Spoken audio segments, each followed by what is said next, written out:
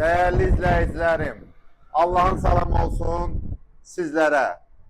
Ben bunu əminliklə deyərəm ki, təkdən tüşdən olan evlərdən bax birini sizə təqdim edirəm. Mənzərəni gördünüz də, birbaşa ümumilli liderimizin adına olan Heydərli Parkına birbaşa mənzərə.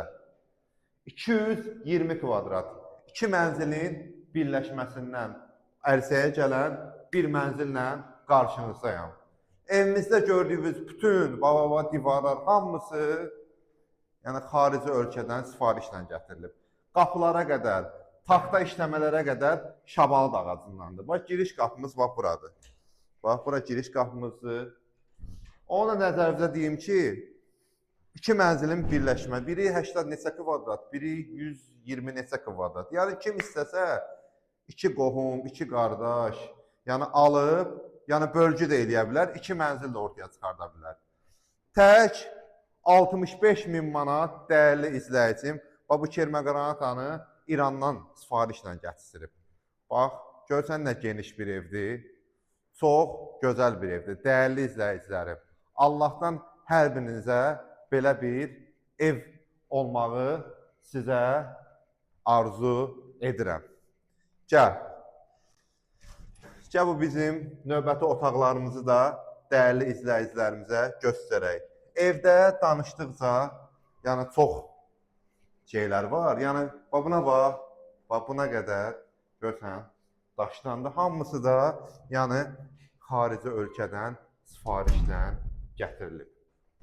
Hər otaqdan da belə deyərəm ki, balkon hissəsinə çıxışımız mövcuddur. Zəhmət olmasa Kərbəlayı, biraz tez-tez fırlan ki, otaqlarımız, vaxtımız az geçsin. Bu da növbəti bir otağımız.